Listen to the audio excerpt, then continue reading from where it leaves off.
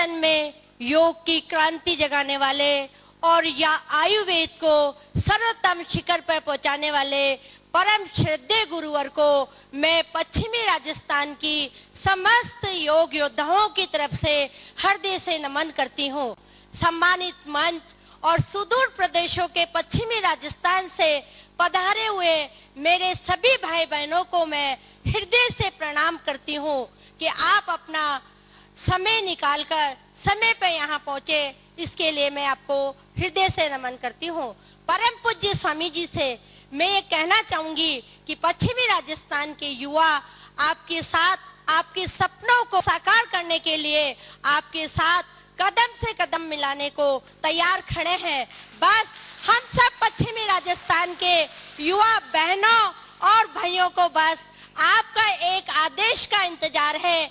आप जहां कहेंगे वहां मेरे भाई और बहन बलिदान और त्याग के लिए हमेशा तैयार रहेंगे। बस इतना ही मेरे भाई और बहनों से आग्रह हो कि स्वामी जी के सपनों को आपको साकार करने के लिए आज से अपने काम में लग जाए और सभी गांवों में, ग्राम समितियों और प्रखंड और गांव में ऐसा योग का प्रचार प्रसार करो कि लोग जाने कि योग समितियां और बाबा रामदेव ने इतना काम कर दिया कि आने वाले समय पर हमारा नाम सर्वश्रेष्ठ रहे और कहीं भी हमें खून देने की जरूरत पड़े तो आप सब लोग तैयार रहेंगे। धन्यवाद। आदरणीय डॉक्टर बलवंत शास्त्री साहब से निवेदन करूंगा वो हमें मार्गदर्शन प्रदान करें। परम पूज्य प्रातः स्मरणीय विश्व वंद्य जगत गुरु भारत माता के महान सपूत, जन जन के हृदय सम्राट और संन्यास परंपरा के गौरव होते हुए भी राजस्थान की इस महान माटी के महान भानजे ये परम पूज्य स्वामी जी के साथ राजस्थान का एक अटूट रिश्ता आजीवन बना रहेगा। भगवान ने ये राजस्थान को दिया है, इस पर हमें बहुत बड़ा गर्व है। परम पूज्य स्वामी जी महाराज, बंधुओं, योग के माध्यम से परम पूज्य स्वामी जी महाराज ने पूरे देश और दुनिया के 200 देशों के घर घर में योग का संदेश पहुंचा करके एक ऐसा ऐतिहासिक कार्य किया है जिसको जब संसार का इतिहास लिखा जाएगा तो उसमें स्वर्णिम अक्षरों में परम पूज्य स्वामी जी महाराज का यह महनीय प्रयास लिखा जाएगा। इतिहास में लिखा है, इतिहासकार ये लिखते हैं कि भारत विश्व गुरु था, ये लिखते हैं, लेकिन परम पूज्य स्वामी जी महाराज ने अपने तप से, अपने पौरुष से, अपने पुरुषार्थ से भारत नहीं बल्कि दुनिया के तमाम 200 देशों को योग सिखा करके ये सिद्ध कर दिखाया है कि भारत ना केवल विश्व गुरु था बल्कि आज भी भारत विश्व गुरु है। सज्जनों, कुछ लोग आशंका करते हैं, शंका करते हैं, प्रश्न करते हैं कि परम पूज्य स्वामी जी महाराज का योग का आंदोलन तो समझ में आता है।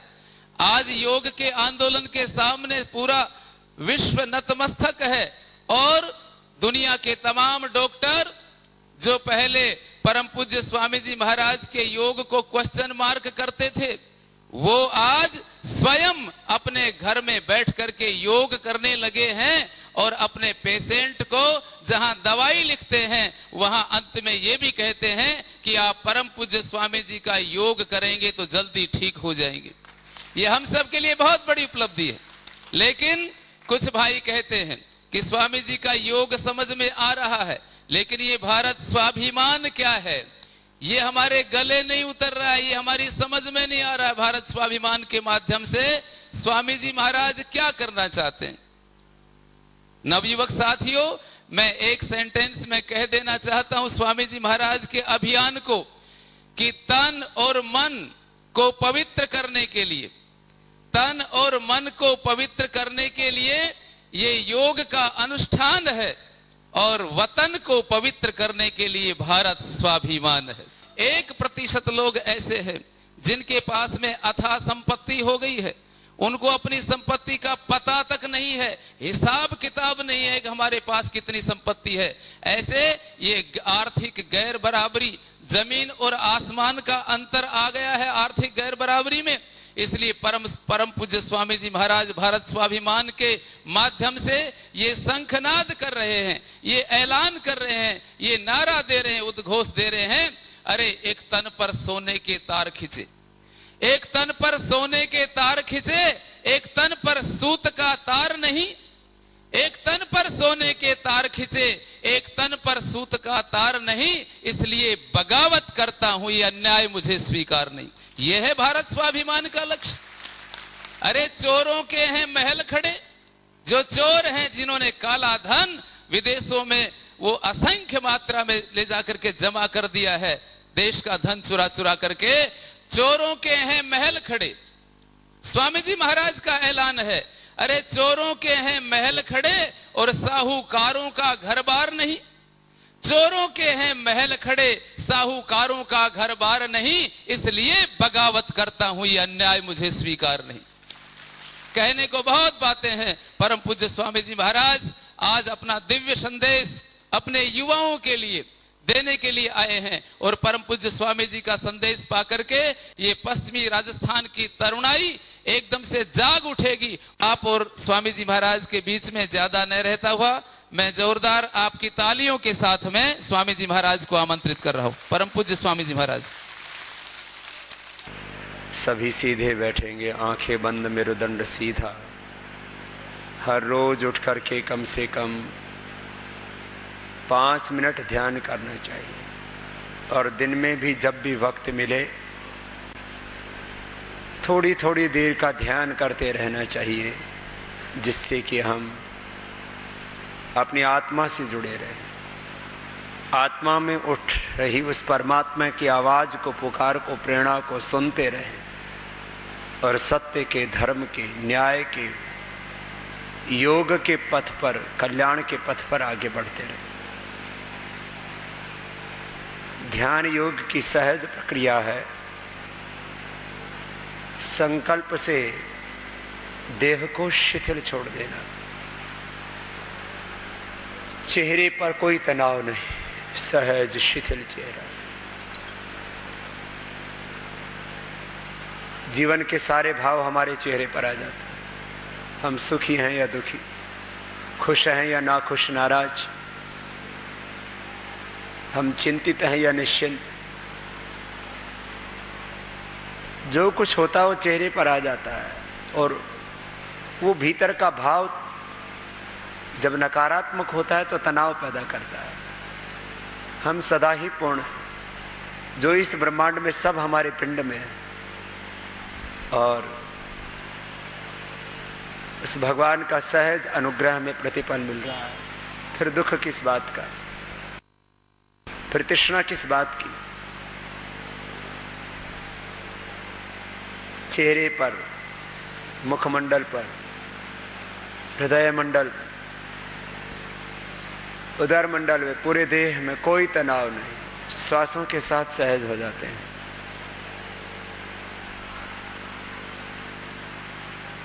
श्वास अंदर जा रहे हैं और अंदर से सहज बाहर निकल रहे हैं। जितना श्वास दीर्घ और सूक्ष्म होगा ना, उतना ही ध्यान ज्यादा लगेगा।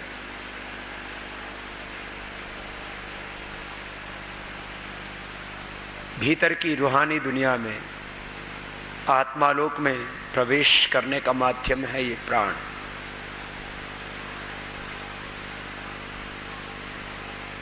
ऐसे ध्यान करना। श्वास लेते समय मन में ओम का ध्यान, तस्य वाचकः प्रणवः तज्जपः सदर्थ भावनम्, ओम इति एकाक्षरं ब्रह्म, ओम खम ब्रह्म।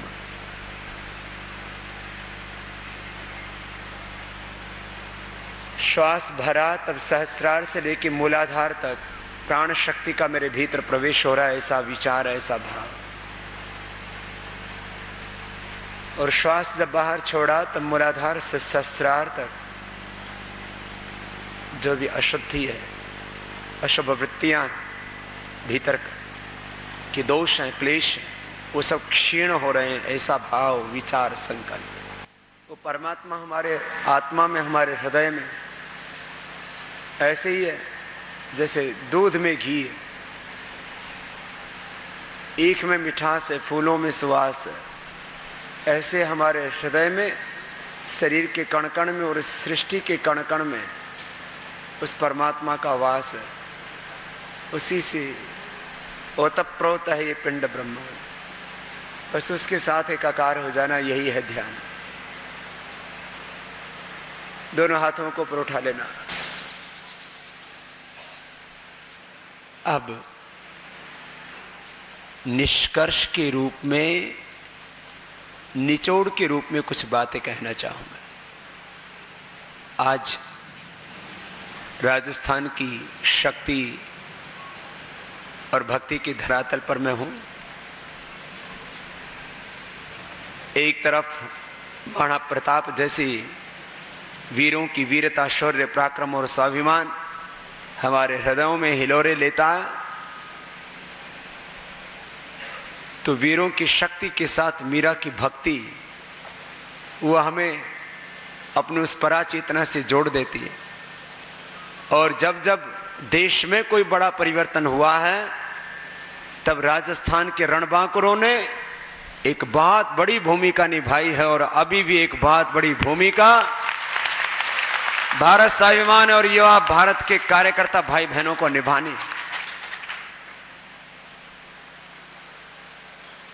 2014 की लड़ाई मुख्य रूप से एक बात पर केंद्रित रहेगी। यूं तो 1000 सालों से हिंदुस्तान लगभग लुटता रहा है। मोहम्मद गौरी, महमद गजनवी से लेकर के, तैमूर लंग से लेकर के और मुगलों का राज हो या अंग्रेजों का राज हो, करीब 1000 साल से देशी विदेशी लुटेरे इस देश को लूटते रहे।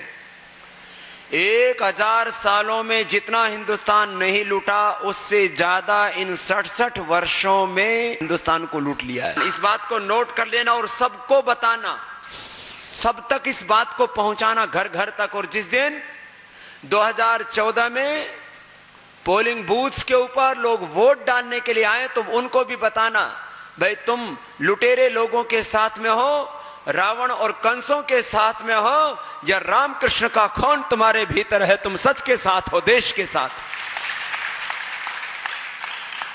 और भारत स्वाभिमान और युवा भारत का ये लक्ष्य होगा कि हम इनकी लूट और झूठ का पर्दाफाश करेंगे। बस इसी पर पूरा आंदोलन केंद्रित रहेगा। हिंदुस्तान कभी भी झूठ के साथ नहीं खड़ा हुआ है, लूट के साथ नहीं खड़ा हुआ है, रावणों और कंसों, जरासंधों के साथ में नहीं खड़ा हुआ। इसका प्रमाण क्या है? इसके 5 बड़े प्रमाण हैं, वो देने आप। इसके 5 बड़े प्रमाण हैं, वो आपको देने हैं। 1, हिंदुस्तान में करीब 20 लाख करोड़ रुपए की एफडीआई आई। ये एफडीआई के सारे रूल्स रेगुलेशंस की department of industrial policy and permissions, ministry of commerce and industry, government of India, ये सारे डॉक्यूमेंट्स मैंने निकाले। इसमें जो भी 20 लाख करोड़ रुपए आए, उसमें कोई प्रोविजन नहीं है कि ये पैसा किनका है। इसके ये सारे उसके रूल्स रेगुलेशंस हैं कि कैसे आपको विदेश से पैसा मंगाना है। इसमें एक फॉर्म है, इसमें लिखा हुआ है नेम ऑफ इंडियन कंपनी, जो कंपनी में पैसे आ रहे हैं उस कंपनी का नाम, फिर एड्रेस ऑफ रजिस्टर्ड ऑफिस, उसका रजिस्टर्ड ऑफिस, बस। इससे आगे इस हिंदुस्तान की कंपनी को कोई जानकारी देने की जरूरत नहीं। चलो कोई तो, वो तो अपने हिंदुस्तान की कंपनी, उसकी तो खोजबीन सब कर लेंगे। जहां बाहर से कंपनी का पैसा आ रहा है, बस उस कंपनी का नाम, एड्रेस, कंट्री, इसके आगे कोई डिटेल देने का प्रावधान नहीं। 20 लाख करोड़ रुपए जो बाहर से आया, उसमें खाली कंपनी का नाम, और वो नाम क्या है? कोई भी नाम लिख देते हैं, कुत्ते का, गधे का, घोड़े का, ऊंट का, मगरमच्छ का, किसी का भी नाम लिख देते हैं। उस कंपनी के कोई भी मालिक के बारे में, शेयर होल्डर्स के बारे में जानने का कोई प्रावधान नहीं किया। अब इसमें हमने एक बात को पकड़ लिया। हमने किस बात को पकड़ लिया? हमने इसमें एक बात को यह पकड़ लिया, अब गवर्नमेंट से तो हमने कहा कि एफडीआई के मालिक कौन है, बताओ, बताइए कहां से। 20 लाख करोड़ रुपए जो बाहर से लाए, 16 लाख करोड़ रुपए यहां कर लिए, बाकी और बाहर जमा है, चाहे वो स्विट्जरलैंड में जमा है, बामाहास में जमा है। और अब तो एक काम और हो गया है, पहले ये विदेशी बैंकों में पैसा जमा करते थे, वो सारे बैंकों की लिस्ट, वो सारे बैंक यहीं बुला लिए। ये हिंदुस्तान में 43 विदेशी बैंक हैं जो ज्यादातर काला धन जमा करने का काम करते हैं, प्रूफ हो चुका है। उन सारे बैंकों को यहीं पर खोल दिया। और सबसे ज्यादा पैसे का लेन देन कहां होता है? दिल्ली और मुंबई में। इसलिए इनकी सारी शाखाएं दिल्ली और मुंबई में, बड़ी बड़े रूप में इनके ऑफिस जो है, ये सारे ऑफिसों की डिटेल है। ये सारे इनके ऑफिस मुंबई और नई दिल्ली के अंदर, इन सब के, और अलग अलग जगह पर ये सारे बैंकों का पूरा जाल बिछा रखा है। पहले इनको विदेश में जाकर के जमा करना पड़ता था, अब यहीं कर लेते। एक तो ये प्रमाण है इनका। इसमें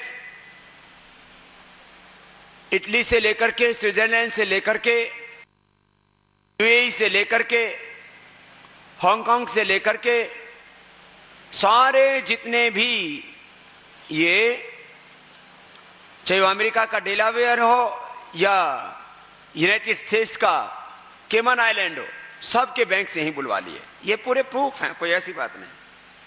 अब एक चीज मैं आपको आज ये नई बात कहने जा रहा हूं। ये 20 लाख करोड़ रुपए इन्होंने मंगवाए, मालिकों का नाम बताने में दिक्कत क्यों है? क्योंकि मालिक ये खुद ही है, ये इनके द्वारा संरक्षित लोग हैं, इनके द्वारा पोषित लोग हैं। और भी पूरे प्रूफ है मेरे पास। 50,000 ट्रांजैक्शंस को ट्रेस किया, आर्थिक अवैध लेन देन को खोजा हमारी एजेंसियों ने। उनमें से एक का नाम आउट नहीं किया, क्योंकि उसमें भी यही है। जल जंगल जमीन बजट की पूरी लूट चल रही है। मैं बताऊंगा सबसे ज्यादा लूट भू संपदाओं में चल रही है, उसके भी प्रूफ दूंगा आपको मैं, कैसे लूटा है पूरा हिंदुस्तान। अब इसको पता कैसे लगाएंगे? तो मैंने आज आदरणीय राम जेठमलानी जी से कहा कि अब एक पीआईएल पिटीशन करते हैं। किस बात के लिए? कि जितनी भी एफडीआई आई है उसमें एक इंडियन कंपनी ने एक शपथ पत्र लिख करके दिया हुआ है कि जो एफडीआई में पैसा आया है वो मनी लॉन्ड्रिंग का पैसा नहीं है, वो इलीगल एक्टिविटीज का, टेररिस्ट का पैसा नहीं है। तो अब हम ये सेक्शन 4 के अंदर, इसके अंदर इन्होंने सभी जो भी इंडियन कंपनियों के अंदर ये एफडीआई आई हुई है, इसको हिंदी में बोलते हैं प्रत्यक्ष विदेशी पूंजी निवेश, डायरेक्ट फॉरेन इन्वेस्टमेंट, इसको एफडीआई बोलते हैं। तो इसमें इन्होंने एक शपथ पत्र लिख करके दिया हुआ है कि ये जितना भी पैसा आया हुआ है ये मनी लॉन्ड्रिंग का पैसा नहीं है, ब्लैक मनी नहीं है, और ये करप्शन का पैसा नहीं है, ये आतंकवादियों का पैसा नहीं है। तो हम इस एक पीआईएल, मैंने आज ही राम जेठमलानी से बात की है, और बहुत जल्दी एक कर्मकांड पूरा कर देंगे और इन सब के पाप वो सामने आ जाएंगे, क्योंकि ये खुद तो करने वाले थे नहीं। तो आज हमारी करीब 2 घंटे की मीटिंग हुई, हमने कहा कि ये काम करो।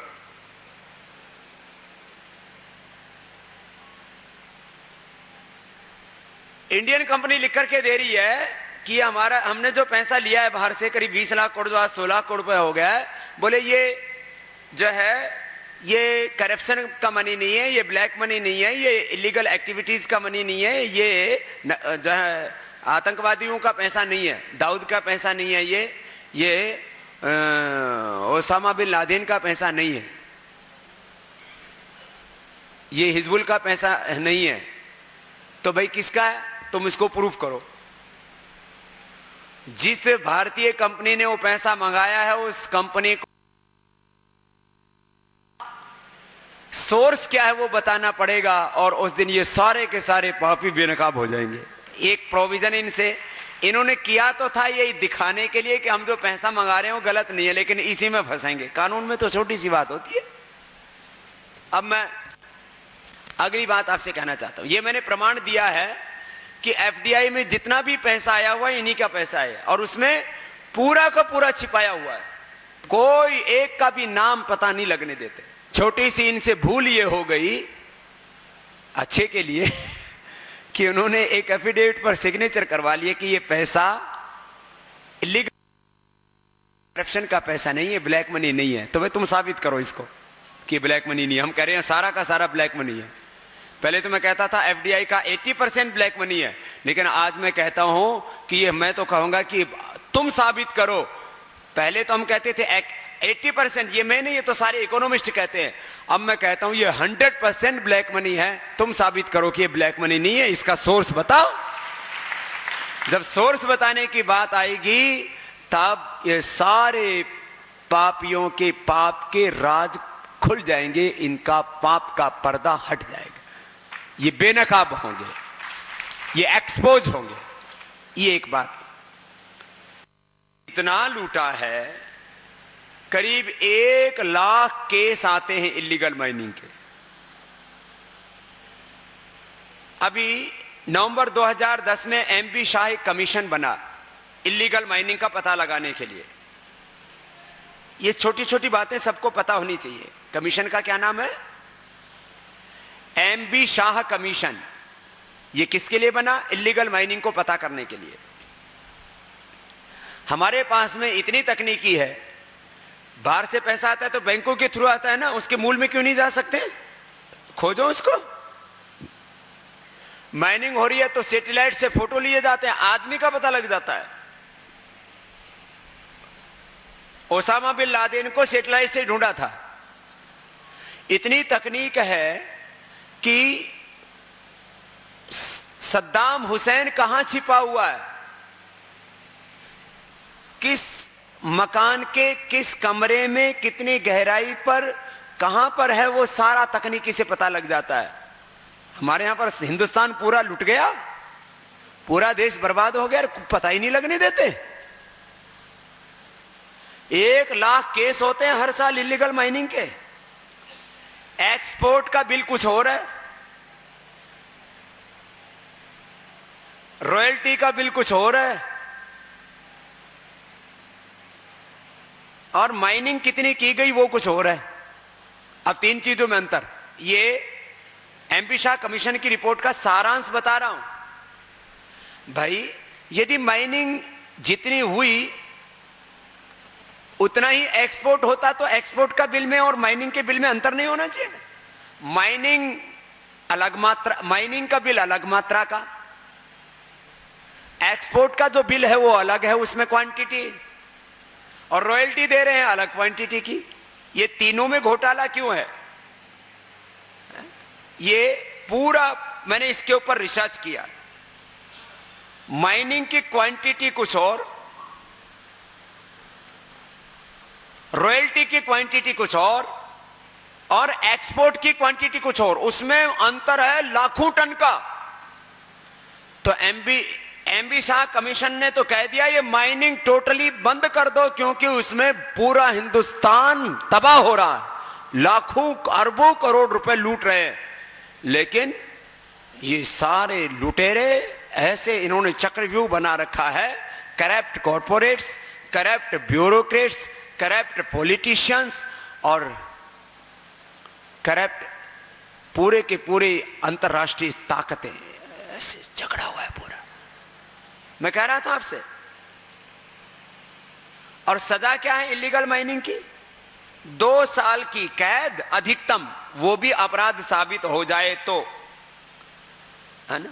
अपराध साबित होता ही नहीं। क्यों? उसने लाखों हजारों 10,000 50,000 1 लाख करोड़ लूटे, 2-4 करोड़ 10 करोड़ फेंक देता, तो वो अपराधी कहां साबित होगा? अपराधी साबित होने पर अधिकतम 2 साल की सजा या 25,000 रुपए का जुर्माना, ये इनकी सजा है इलीगल माइनिंग की। क्या क्या लूट रहे हैं नीचे से? लोहा, सोना, चांदी, हीरा, करीब 20 लाख करोड़ रुपए की भू संपदा तो ढूंढ ली गई है। आपके राजस्थान में भी हीरे जैसा चमकीला पदार्थ मिला है, अंदर तेल मिला है। यहां जो रिफाइनरी आ रही है ना, इसमें भी बहुत बड़ा घोटाला है, इसमें भी पॉलिटिशियंस का पार्टनरशिप है। या राजस्थान के टीलों में सुन लो, आज मैं जोधपुर की धरात पर बैठ करके एक बात कह रहा हूं। जोधपुर के, बाड़मेर के, जैसलमेर के इन धूल भरे टीलों के नीचे दुनिया का सबसे कीमती कोयला और उसमें हीरा और उसके अंदर तेल के सऊदी अरबिया से भी बड़े भंडार यहां पर भरे पड़े हैं। लेकिन अब इसमें साठ गांठ करके 10-20% देश को मिलेगा, 80% ये लुटेरे लूट लेंगे। यूं कहना राजस्थान में तो धूल उड़ा है। अरे राजस्थान में धूल नहीं उड़ा है, राजस्थान में तो जमीन जहां से भी खोदो वहीं से इसमें भीतर संपत्ति ही संपत्ति भरी पड़ी है। अथाह दौलत है, अकूत धन संपदा है, दबा हुआ धन है। अभी आपने देखा ना, रिफाइनरी के नाम पर बहुत राजनीति चल रही है। हिंदुस्तान में इतना तेल है कि बाहर से आपको तेल आयात करने की जरूरत ही नहीं।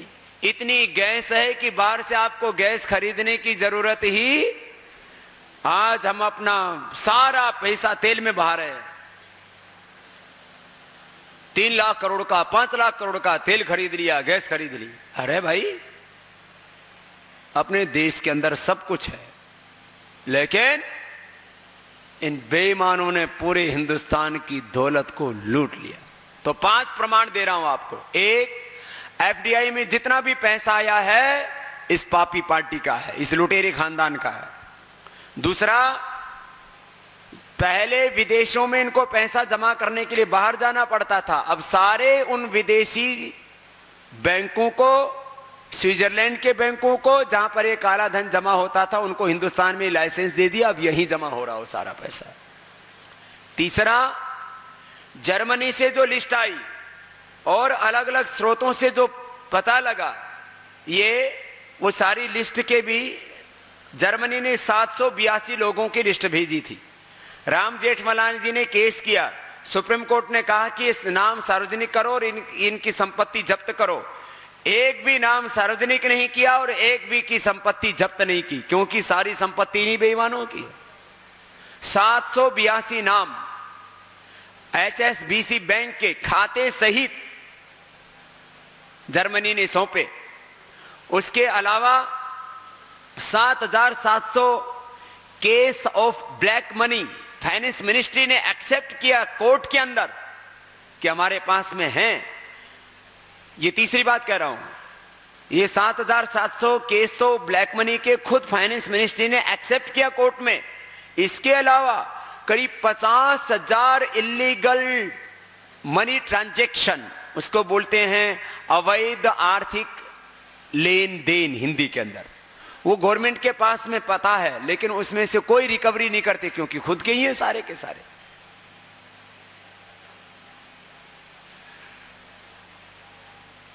इतना पीड़ा होती, इतना दर्द होता है कि ऐसा पूरा हिंदुस्तान लूट रहा है और हम लोग बस बैठे बैठे देख रहे हैं।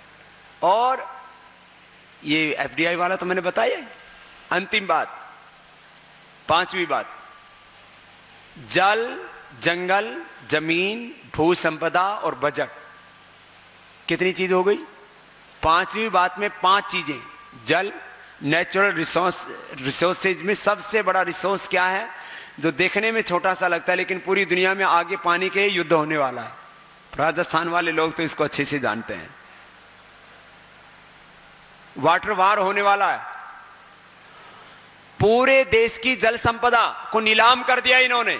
जल, जंगल, 50% से ज्यादा जल संपदा, 50% से ज्यादा जंगल, 50% से ज्यादा जमीन भूमाफियाओं को दे दी इन्होंने। और भू संपदा, 50% से ज्यादा भू संपदाएं तो बेच चुके हैं, निकाल चुके हैं। और बजट, 50% से ज्यादा बजट अपने लूट करके अपने पास में रख लेते हैं। 50% भी देश के विकास में खर्च नहीं होता है तो सारा देश जानता है। ये 5 बातें तो मैं कह रहा था अगला लोकसभा का चुनाव इसी मुद्दे पर लड़ा जाएगा। ये अपनी लूट और झूठ पर पर्दा डालने की कोशिश करेंगे और हमें इनकी लूट और झूठ का पर्दाफाश करना है। इस काम को करने में हम कामयाब हो गए तो हमारी जीत होगी। उत्तराखंड की त्रासदी में यदि ये अपनी लूट और झूठ को छिपाने में कामयाब हो गए तो ये कामयाब हो जाएंगे। तो जीत किसकी होगी?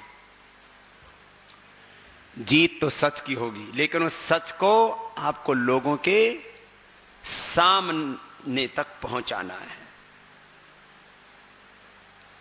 और इसके लिए बूथ लेवल तक संगठन को खड़ा करना है। जीत उसकी होगी जो बूथ पर मजबूत होगा। ये नोट कर लो, या बहुत बड़ा मैकेनिज्म है ये जीत का ये मैकेनिज्म है, जीत का मंत्र है ये। जीत का मैकेनिज्म क्या होगा? जीत का मैकेनिज्म, जीत उसकी होगी, देश पर राज उसका होगा जो बूथ पर मजबूत होगा, जो बूथ पर भारत स्वाभिमान का, युवा भारत का यूथ होगा, तो जीत हमारी होगी। इसके लिए आज युवा भारत की बैठक बुलाई गई है। बूथ पर जो मजबूत होगा जीत उसकी होगी। दरअसल ये लोग लूट लेते हैं, लोग सुन लेते हैं, बाद में भूल जाते हैं। कितनी बार अखबारों में इनके घोटाले छप चुके हैं, टीवी पर देख चुके हैं। बोफोर्स घोटाले से लेकर के, यूरिया घोटाले से लेकर के, और कॉमनवेल्थ घोटाला, आदर्श सोसाइटी घोटाला और कोयला घोटाले में तो इन सब के मुंह काले हैं। 195 जो खान दी गई उनमें कोयला था 50 बिलियन टन। कितना? जोर से तो बोलो बच्चों, युवाओं। 50 बिलियन टन कोयले की कीमत इंटरनेशनल मार्केट में होती है 400 लाख करोड़ रुपए। कितनी? ये इतने बड़े बड़े घोटाले कर रखे, लेकिन क्या है, लोग भूल जाते हैं। क्या बीमारी हमें भूलने की है? घर में मौत भी हो जाए ना, घर में जवान बच्चे की मौत हो गई, जवान बहू की मौत हो गई, हम क्या जाते हैं 15 दिन के बाद, 1-2 महीने के बाद भूल जाते हैं। ये पूरा देश इन्होंने लूट लिया, लोग भूल जाते हैं। तो इस देश के लोगों को इस लूट को भूलने नहीं देना है। और 4 जून को इन्होंने क्या किया? रात को 12 बजे खाली देशभक्त लोगों पर, निर्दोष नागरिकों पर, मां बहन बेटियों पर, उनके ऊपर डंडे बरसाना, लाठियां बरसाना, आंसू गैस के गोले और गोलियां चलाना ही मकसद नहीं था। मकसद यह था कि अब हिंदुस्तान एक फकीर से जुड़ चुका है, उस फकीर को रात के अंधेरे में खत्म कर दो, जिससे कि आगे कोई आवाज उठाने वाला बचे ही नहीं। इसलिए भाई बहनों, ये 4 जून को भी नहीं भूलना है और इनके घोटालों को भी भूलने नहीं देना है। आपको एक एक बूथ पर कम से कम 11 1 बूथ 11 यूथ के मंत्र के साथ आपको काम करना है और ऐसे पूरे युवा भारत को अंतिम बूथ तक खड़े कर देना है कि जिस दिन वोट करने की बारी आए उस दिन पूरे हिंदुस्तान का वोट एक ऐसी जगह पर हो जहां पर एक हिंदुस्तान को ईमानदार सरकार मिल सके, एक स्थायी और मजबूत सरकार मिल सके और इन का राज खत्म हो सके। ये काम करना के लिए आज आपको यहां पर बुलाया है। इस भूलने की बीमारी से देश को मुक्ति दिलानी है, ये काम अपने को करना है। ये है आज की बैठक का मुख्य मुद्दा। अब कुछ महत्वपूर्ण बातों की ओर ध्यान दिलाना चाहता। ट्रांसपेरेंसी इंटरनेशनल ने कल वर्ल्ड वाइज अपनी रिपोर्ट पेश की, उसमें भारत की रिपोर्ट पेश की। पिछले 2 सालों में पूरी दुनिया में सबसे ज्यादा भ्रष्टाचार भारत में बढ़ा। जुडिशरी से लेकर के, ब्यूरोक्रेसी से लेकर के, पॉलिटिक्स से लेकर के, इस देश में लूट लूट चारों तरफ तबाही मची हुई है। हर दिन उठ करके पेपर खोलते हैं, टीवी देखते हैं, और आजकल तो सारा सोशल मीडिया भी इतना ज्यादा एक्टिव हो गया है। हर दिन देश को नीलाम करते हैं, हर दिन लूट के किस्से। भाई, ट्रांसपेरेंसी इंटरनेशनल ने कहा कि कहीं 60, कहीं 70, कहीं 80%। पिछले 2 सालों में तो और लूट के रिकॉर्ड टूट गए। माने ऐसे लूटने में लगे हुए और बेखौफ, डर ही नहीं है किसी बात का। तो अब आपको क्या करना है? अब इन बेईमानों को सत्ता से बेदखल करना, जिनका 2 कौड़ी का कंट्रीब्यूशन नहीं, 2 कौड़ी का जिनका चरित्र नहीं, जिनमें हिंदुस्तान के लिए कोई विजन नहीं, हिंदुस्तान से जिनके दिल में कोई प्यार नहीं, वो इस देश की सत्ता के सिंहासन के ऊपर बैठ गए। और हम लोग यूं सोचते रहे, अरे ये तो बड़े ताकतवर लोग हैं, इनको कैसे हटा पाएंगे, इनके पास में ताकत किस बात की है। चलो मैं आपसे एक सीधा सा प्रश्न, लोग कहते हैं ना बाबा जी इस हिंदुस्तान में कुछ नहीं बदला जा सकता, न काला धन आएगा, न भ्रष्टाचार मिटेगा, न व्यवस्था बदलेगी, न महंगाई, न बेरोजगारी, न गरीबी, न आर्थिक सामाजिक गैर बराबरी खत्म होगी, न कुशासन मिटेगा, न देश की समृद्धि होगी, न देश सलामत रहेगा। अरे भाई क्यों ऐसा सोचते हो? इनके पास क्या है? मैं आपसे पूछता हूं, ये तमाम जो लोग सत्ता पर जो बेईमान बैठे हैं, इनके पास किस बात की ताकत है? आप कहेंगे पैसा है। पैसा इनका थोड़ी है, पैसा तो आपका और हमारा है। उसके ऊपर इन्होंने नाजायज हक जमा करके बैठ गए। जिस दिन वो इनसे पैसा भी वापस ले लिया जाएगा तो इसमें इनके तो प्राण वैसे ही निकल जाएंगे। वो अभी इनका नहीं है, वो पैसा किसका है? 125 करोड़ भारतीयों का है। वो आपका और हमारा है। इस देश के युवाओं का पैसा है वो, इस देश की महिलाओं का पैसा है वो, इस देश के बच्चों का पैसा है वो। जो ये लूट करके बैठे हैं वो पैसा इनका नहीं है। वो पैसे के ऊपर तो जोर जबरदस्ती करके लूट करके कब्जा करके बैठे हैं। वो पैसा भी इनका नहीं, वो पैसा भी हमारा है। तो पैसे की ताकत काहे की इनके पास? न सत्य की इनके पास में ताकत है। पैसा की ताकत तब होती जब ईमानदारी से कमाया हुआ धन इनके पास होता है। ये तो बेईमानी से लूटा हुआ धन है, चोरी का माल है, वो तो अपना है। न इनके पास में पैसे की ताकत है, न इनके पास सत्य की ताकत है, न इनके पास चरित्र की ताकत है, न इनके साथ भगवान है, न इनके साथ ईमान है, न इनके साथ ये सृष्टि समष्टि है, न इनके साथ कुछ भी नहीं है। बस इनके साथ केवल कुछ षड्यंत्रकारी लोग मिले हुए हैं। जिस दिन वोटिंग होगी उस दिन सारा हिसाब कर देना है और बेईमानों को का सत्ता से पत्ता साफ कर देना है। गीता का वो श्लोक, क्लब्य मास गमा पार्था नैते त्वयि उपपद्यते। अर्जुन कहते हैं पार्थ, ये नपुंसकता की बातें छोड़, ये कायरता बुजदिली की बातें छोड़। तुझे शोभा नहीं देता तो अपना स्वधर्म निभा, खड़ा हो, अपने हृदय की संकीर्णता को दूर कर। अरे इनमें क्या ताकत है, ये तो पहले से मरे पड़े हैं।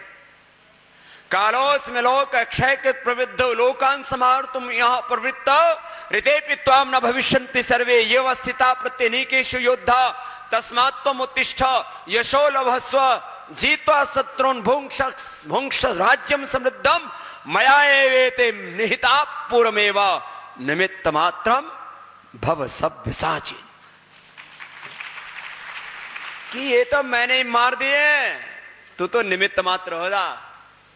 तो इन पापियों का अंत तो इनके पापों से ही हो जाएगा। बस एक बार, बस अब बूथ बूथ तक यूथ को खड़ा कर देना है और देश को न्याय मिल जाएगा, उसका हक मिल जाएगा। नहीं तो इन युवाओं का भविष्य अंधेरे में है। इस कंट्री का क्या होगा, तुम्हारे फ्यूचर का क्या होगा, तुम्हारे कैरियर का क्या होगा, तुम्हारे कैरेक्टर का क्या होगा। इसलिए आप यदि अपना फ्यूचर बनाना चाहते हो, अपने कैरियर बनाना चाहते हो, पहले इनका राज खत्म करो, तो हिंदुस्तान में इतनी खुशहाली होगी, इतनी समृद्धि होगी, इतना विकास होगा जिसकी कभी किसी ने कल्पना नहीं की थी। बस ये एक छोटा सा काम करना है और ये एक दिन में होना है। किस दिन? जिस दिन वोट पड़ना है उस दिन, लेकिन उसकी पहले से तैयारी करनी है। तो ये तैयारी राजस्थान में, मध्य प्रदेश में, दिल्ली आदि में, ये तैयारी विधानसभा से पहले ही पूरी कर देनी है। विधानसभा में भी इनको सबक सिखाना है और लोकसभा में भी 300 सांसद लोकसभा के अंदर चुन करके भेजना है।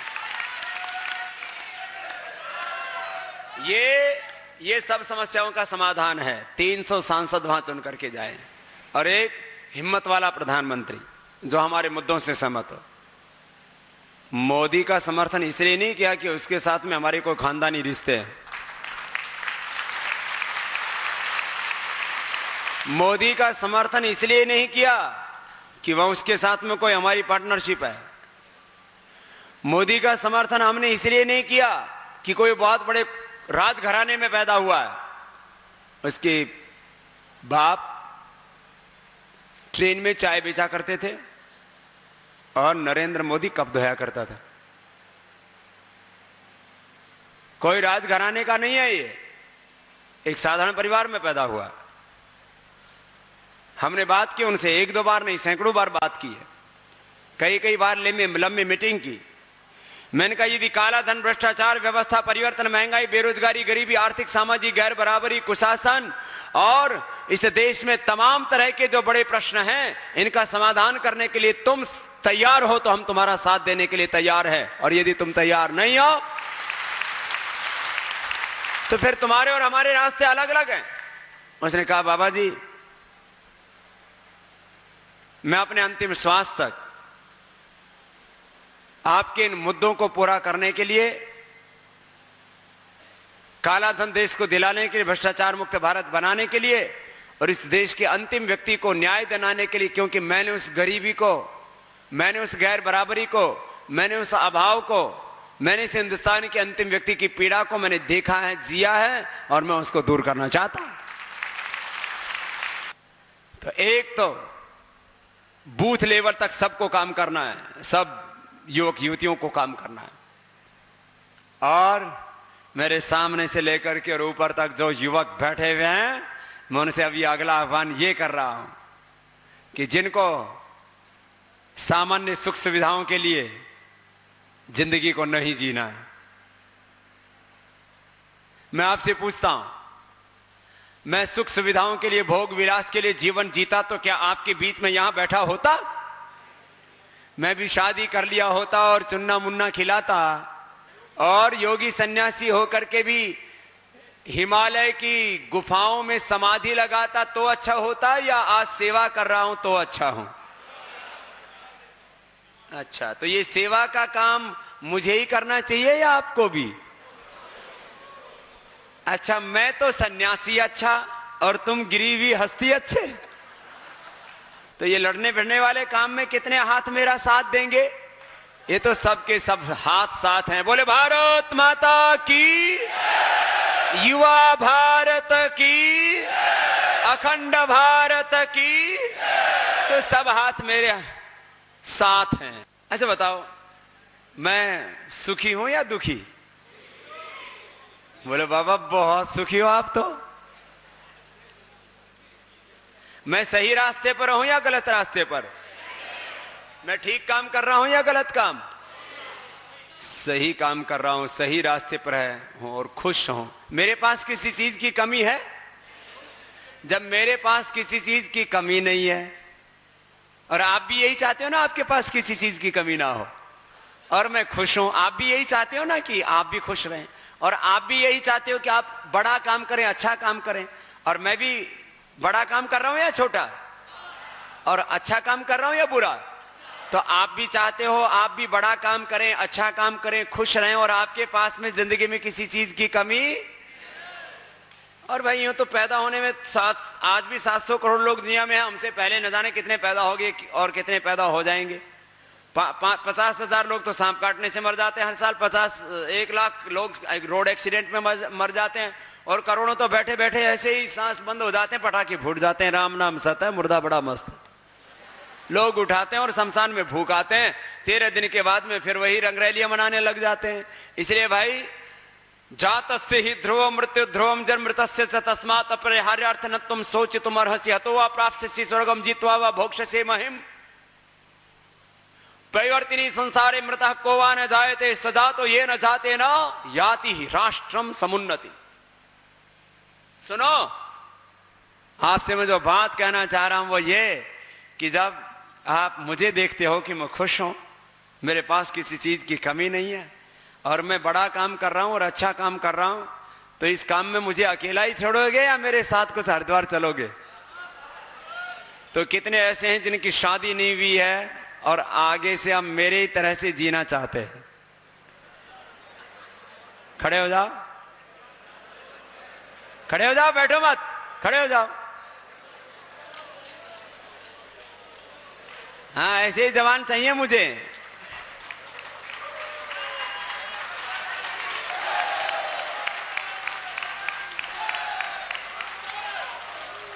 खड़े रहो, खड़े रहो, बैठना नहीं है। अब अपना अपना अपना झोला उठाओ, अभी साथ लेके चलूंगा। हाँ, बाद में ऊक चूक हो जाए, मन बदल जाए। मैंने एक से पूछा, भाई तुम्हें, उनका लव मैरिज थी, मैंने कहा प्यार कब हुआ? बोले जी पहली बार देखा था तभी प्यार हो गया। तो आपको हमने पहली बार देखा और आपसे प्यार हो गया और आपने हमारे तरह से जीने का संकल्प ले लिया है, तो आपको हम अब बैठने नहीं देंगे। अब अपना झोला उठाओ, अपनी पेन कापी उठाओ और इधर आ जाओ। अपना अपना झोला उठाओ, बाईं तरफ आओ, यहां बैठ जाओ।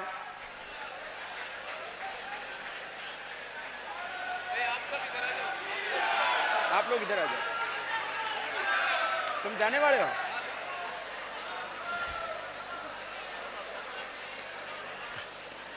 और जो इस मौके को चूक जाएगा वो बाद में पछताएगा।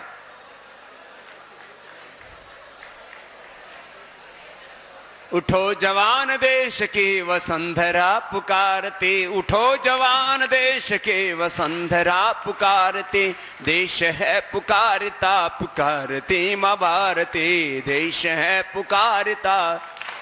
सब बोलिए। रगों में तेरे बह रहा है खून राम श्याम का, जगत गुरु गोविंद और राजपूत शान का, जगत गुरु गोविंद और रगों में तेरे बह रहा है खून राम श्याम का। बोलिए। रगों में तेरे बह रहा है खून राम श्याम का, जगत गुरु गोविंद और तू चल पड़ा तू चल पड़ेगी, चल पड़ा तो चल पड़ेगी साथ तेरे भारती, देश है पुकारता पुकारती मां भारती। है शत्रु दंदना रहा चहो दिशा में, देश की है शत्रु दंदना रहा, देश है पुकारता पुकारती मां भारती, देश है पुकारता। तोड़ कर धरा को फोड़ आसमां की काली मां, तोड़ कर धरा को फोड़, जगा दे सुप्रभात को, फैला दे अपनी लाली मां, जगा दे सुप्रभात को। तेरी शुभ्र कीर्ति विश्व, तेरी शुभ्र कीर्ति विश्व, संकटों को तारती, देश है पुकारता पुकारती, देश है पुकारता पुकारती मां। उठो जवान देश की वसुंधरा पुकारती, उठो जवान देश की, देश है पुकारता पुकारती मां भारती, देश है पुकारता पुकारती मां। बोले भारत माता की, अखंड भारत की, युवा भारत की। अब 2 पाले बन गए हैं। एक ये मेरे पाले वाले हैं, और ये वो हैं जो इन जैसे बच्चे मुझे पैदा करके देंगे।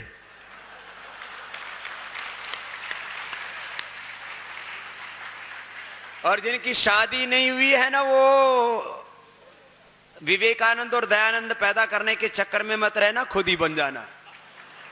हाँ, पता लगा दयानंद और विवेकानंद पैदा करने गए थे और कुछ और ही पैदा हो गए। इसलिए अपने ऊपर भरोसा करो। लोग कहते हैं जी कुल खानदान का क्या होगा, आगे वंश का क्या होगा। आदमी का वंश, कुल खानदान संतान पैदा करने से नहीं चलता है। आदमी का कुल वंश खानदान नाम से चला करता है। मैं आपसे पूछता हूं, महाराणा प्रताप की औलाद का नाम पता है तुमको? उनके लड़के का नाम, उनकी लड़कियों का नाम, उनके पोता पोतियों का नाम? एक दो लोगों को पता होगा। महाराणा प्रताप के घोड़े का नाम पता है? क्या नाम था? क्यों? क्योंकि उन्होंने अपना धर्म निभाया, उन्होंने काम किया। एक काम किया कि जो महापुरुष काम कर रहा था उसके साथ खड़ा हो गया, उसका साथ दिया। इसलिए चेतक जानवर को भी, घोड़े को भी याद करते हैं, और लोग याद करेंगे, उसकी समाधि बनेगी।